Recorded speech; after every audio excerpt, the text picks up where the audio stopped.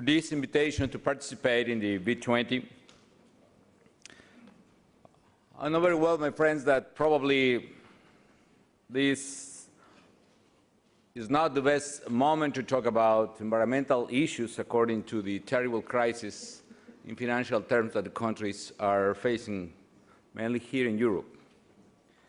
However, I think that it's crucial to insist how important it is for humankind climate change and environmental issues. Climate change represents an actual and concrete threat for humankind and probably the most important challenge for the future. And if we want to solve both crises, financial and environmental crisis, we need to find out exactly the solution for both at the same time. And that solution implies green growth, sustainable development.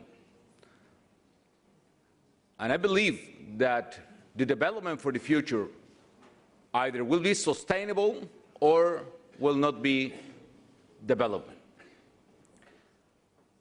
It is important today to remind very basic facts, very bold facts that scientists are showing to anyone. First, we need to remind that climate change is a fact. It's a clear event. And it's an event with terrible consequences for a lot of countries. Terrible consequences in terms of floods, in terms of droughts, in terms of terrible catastrophes around the world. Today, right now in Mexico, we are suffering the worst droughts ever in the north part of the country, and at the same time, we have the consequences of terrible hurricanes in the south, with the higher rainforest season this year, at the same time. Second, climate change is correlated with global warming, and there is a solid evidence that the temperature of the Earth and the temperature and level of the seas are increasing, in particular in the last century, beyond the average. And third, global warming, climate change are consequences of carbon emissions, in particular that carbon emissions that increase since the beginning of the industrial era and the motor transportation era. So what is clear, and the scientists have concluded, that we need to stop global warming by reducing carbon emissions. We know all those facts, but we need to remember that for the international community and in particular to the leaders of the world. Now, where we are right now, we need to remember that we got a very important step in the 19th century with the Kyoto Protocol. And we advanced a lot, establishing the beginning of the commitment from developed countries, with a terrible exception of the United States, and the exceptions of the most important countries in terms of emissions. And now we are reaching the end of the commitments of Kyoto Protocol by the year 2012, and that is probably the most urgent issue that we need to fix. Some months ago, in December in Cancun, we reached a very important agreement, a set of agreements in terms of climate change in the COP16. And let me remind some of them: the creation of the Green Fund. We agreed by first time on a 2 degrees Celsius limit for the increase of temperature. We established the Cancun Adaptation Framework for developing countries. We established the technology transfer mechanism as well. We recognize formally the importance of REDD+ mechanism. Let me tell you that this mechanism of reduction of emission for deforestation and degradation of soil could be the most important instruments coming from developing countries in order to contribute to reductions of emissions. And what is next? Well, we are like a few weeks away from the COP17 in South Africa, and the international community must translate commitments into action, and probably the most important issues for COP17 are: we need to fully implement the Green Fund, we need to agree the institutional architecture and define its sources of financing, we need to recognize that both public and private funding will be required. We also have to strengthen and finance projects under the RED Plus mechanism. And the other key issue is to renovate or define the future of Kyoto Protocol. And in order to do that, an agreement between the United States and China is absolutely required. I really admire the commitment of the European countries with environment, the European commitment regarding the reductions of emissions. But it is important, crucial for humankind, that the largest economy in the world, the United States, and the largest emitters in the world, which is China, establish a formal commitment as well. And probably that will define the future of humankind on that. Now, I see the point that despite the events and despite the efforts we are doing at international and diplomatic arena, we need to define and establish a set of public policies regarding the Green Path. So despite the efforts made at international level, and whatever we could reach in those fora, we all have to move towards a low-carbon economy and define what exactly that means.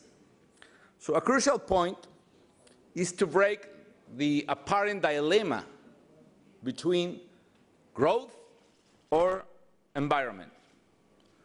We need to find out ways in which we can promote at the same time economic growth and protection of environment. And I do believe that it's absolutely possible, actually is the only way out, to establish public policies in which we can promote economic growth and at the same time reduce carbon emission to the planet. In order to get that, of course, we need to change a lot of things, mainly the pattern of consumption and production. That is too complex. But that is the reason why I agree the set of recommendations of the Green Growth Working Group, and I really appreciate this effort, regarding several things.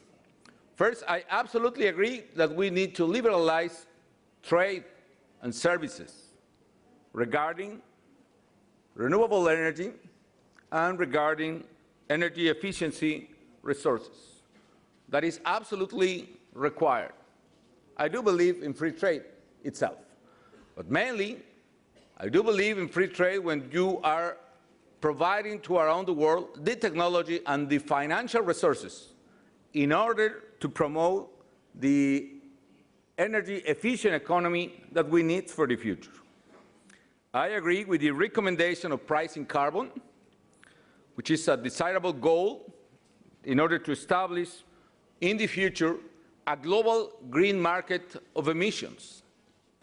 I know that we are facing several obstacles on that. Probably the most serious obstacle could be the decision of the American Congress to refuse even consider the global carbon market. However, we need to recognize that Europe put in place several years ago the beginning of a cap-and-trade system, and today, I mean this very same week, the state of California in the United States established and approved a law in which California will apply a cap-and-trade system in carbon emission, which is a tremendous success in this process. The third recommendation regarding the subsidies to fossil fuels, which we need to eradicate, I agree with that. I support the key idea of eliminating subsidies for fossil fuels, because in order to establish the green growth economy, we need to put in place the right economic incentives in order to reduce those emissions. And there is no more powerful economic incentives than the prices. However, in order to do that, it's crucial for the success of this measure to establish first the right economic support for poorest people in order to substitute the fossil fuel subsidies. I mean, a radical change in terms of prices in all those countries, mainly developing countries in which these subsidies exist. We are not able to put in place another system to substitute those subsidies. We can provoke huge social and economic crisis in this society. That could be, for instance, one factor behind several scenes that we have seen in the world, in the north of Africa, in the Middle East, and a lot of protesters around the world, from Europe to Chile and others. The price of fossil fuels without subsidies. If we establish radical change without a substitution, and I mean, for instance, we can establish some kind of direct transfer for the poorest people and break the correlation with the prices. I mean, to support the people instead to support the price of the fossil fuels. That is the right direction. But if we are not able to put in place the substitutions of the old system, we can provoke serious problems. And the other is to establish such measure in a gradual manner, and that is the way in which Mexico is proceeding, increasing gradually the price of fossil fuels in order to reduce and eventually disappear the subsidies for this. Now, let me focus on what can we do in order to begin a general public policy towards green growth. In this terrible moment of the global economy, what are those measures in which we can put all our effort in order to mobilize developing countries in the right direction? And I think that we need to be careful, and we need to start doing those things that are easier to implement. And according with the lack of resources we have, we need to establish public policies in place in order to promote all those changes that are easier to implement by governments and for the people. And let me give you some principles regarding public policies. We need imagination to create policies that are simple and easy for people to understand and easy for governments to implement. Second, public policies of broad application, and public policies with the right economic incentives and clear and certainty for enterprises. Let me give you some examples. The key for me is that behind those public policies should be a positive net present value. I mean, all the measures regarding, for instance, energy efficiency have a positive net present value for the consumers and for the governments. We can provoke a change in the model of consumption of energy in order to use energy efficient equipment. We will save money for the consumers or for the industry, for the enterprises.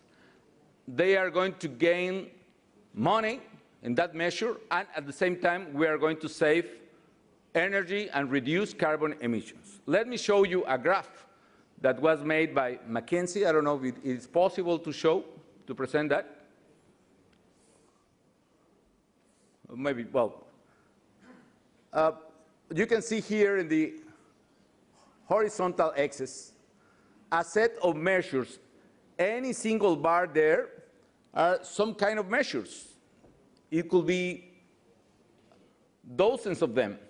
But let me tell you, in the vertical axis, you will see above the negative present value. I mean, measures that implies an economic cost in the long term. And in the negative, or in the below the middle of the graph, you will see the negative cost of the measure. So those are all the measures that implies a positive net present value. What that implies that the person, the consumers of the industry could gain economic profits and at the same time could reduce carbon emission.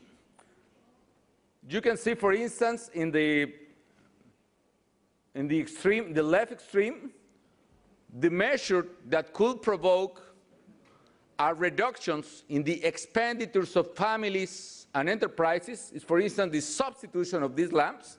All here in the panel are passing a very hot moment because the temperature is really high. Maybe we can substitute those lamps for LEDs or cold lamps, and we will be able, and I'm serious about that, but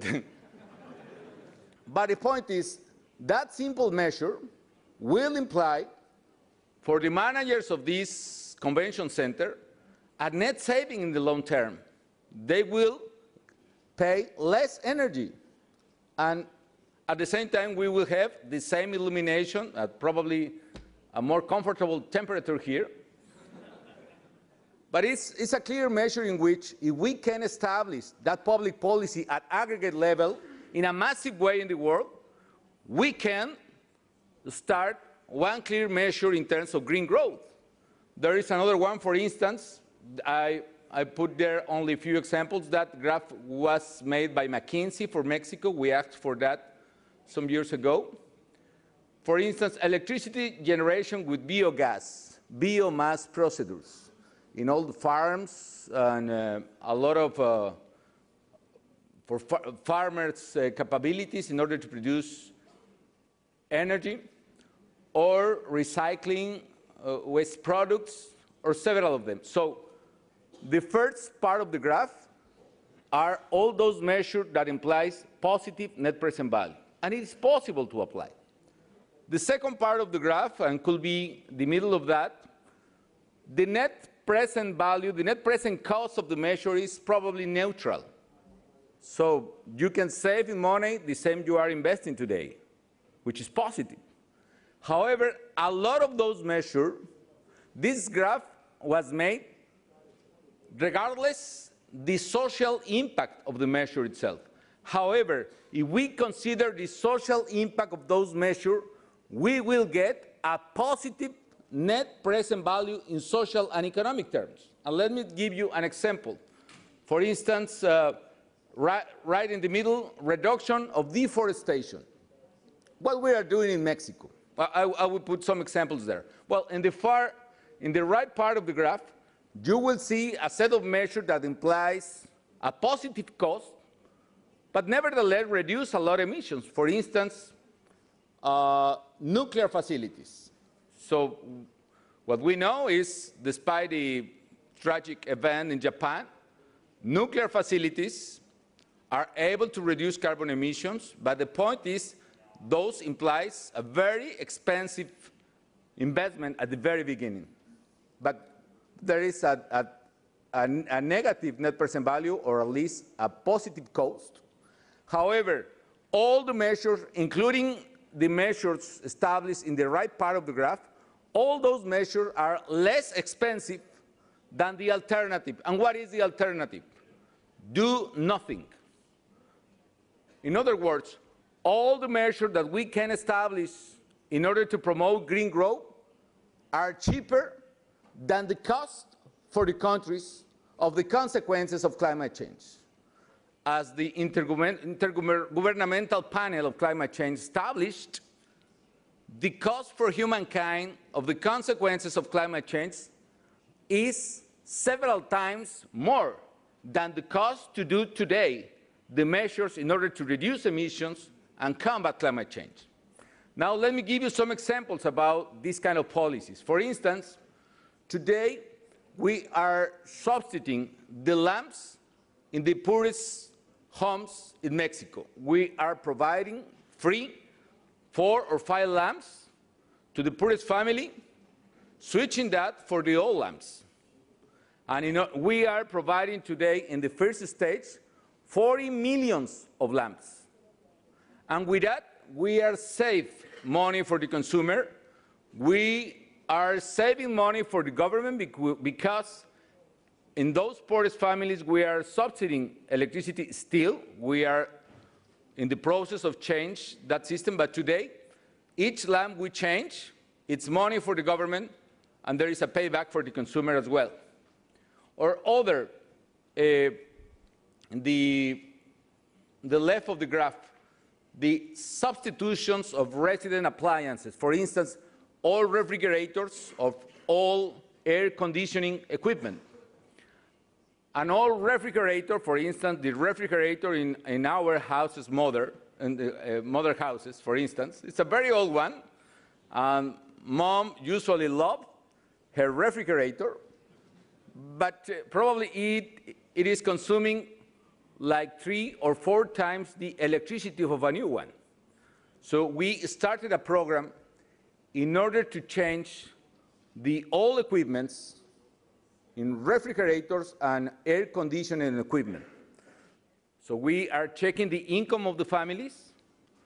We are taking away the old equipment. By technical procedure, we are dismantling that. And we are providing credit and in some cases a subsidy in order to buy a new one refrigerator.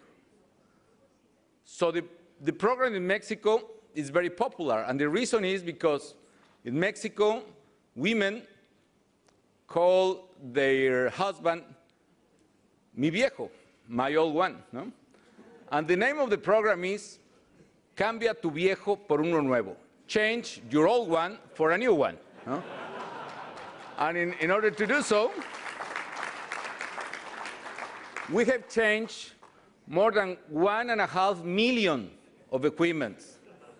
And we are on track to change all the old equipments in the Mexican houses, at least in the poorest families.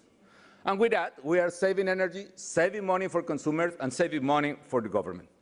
And the third one is in the middle of the graph, for instance, and it's regarding deforestation. We are paying a very ambitious program of environmental services, payment of environmental services.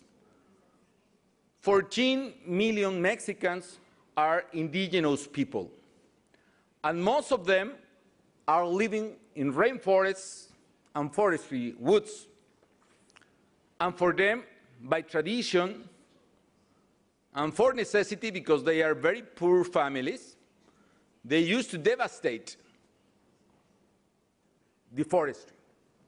In order to avoid that, we are paying them such amount of money. I mean, for instance, it could be since $100 until probably in some cases $800 per hectare, in order to avoid the destruction of the land, in order to preserve the rainforest, or even in order to reforest the wood. And with that measure, we are reducing, and eventually we will disappear the rate of deforestation in Mexico. And for the families, it's a real income they never had. And for the humankind, it's a forest that we are saving. So probably that implies a positive cost for the government in terms of the payment of environmental services, but in social terms implies a net present value positive. So in conclusion, my suggestion is we need to design the green growth road, starting but all those measures that implies no cost for the people or for the government, only financing. And all those measures will provide in this very particular moment an economic incentives, because we need to remember that all those industries in the lamps, refrigerators implies thousands of new jobs. We need to establish as well economic incentives for private sector and a legal and order environment for private sector in order to incentive long-term investment regarding renewable sources of energy. We are promoting wind farm investment in Mexico. We are promoting research in solar energy and others. And to do that, the point is a serious commitment of the government. In conclusion, for me, I know very well the difficult moment that the G20 is facing today. However, if we want to build the future, we need to fix at the same time the financial crisis and the environmental crisis. And the only way to do that is establishing a clear way towards the green growth. That is the moment in which, this is the moment in which humankind could define the future, and the only way to do that is establishing a serious commitment coming from the leaders of the world with the sustainable growth, the green growth. So thank you for your attention, and if you want to make any comment, I will attend it.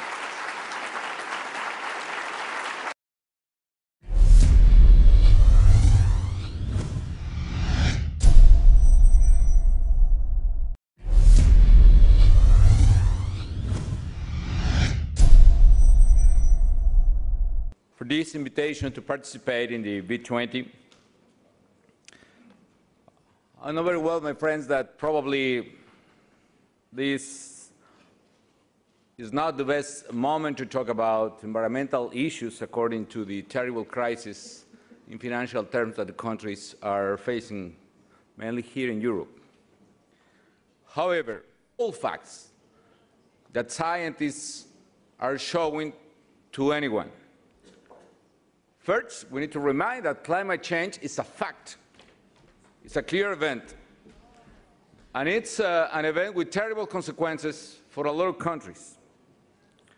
Terrible consequences in terms of floods, in terms of droughts, in terms of terrible catastrophes around the world. Today, right now in Mexico, I think that it's crucial to insist how important it is for humankind climate change and environmental issues. Climate change represents an actual and concrete threat for humankind and probably the most important challenge for the future. And if we want to solve both crises, financial and environmental crisis, we need to find out if we are suffering the worst droughts ever in the north part of the country, and at the same time, we have the consequences of terrible hurricanes in the south, with the higher rainforest season this year, at the same time. Second, climate change is correlated with global warming, and there is a solid evidence that the temperature of the Earth and exactly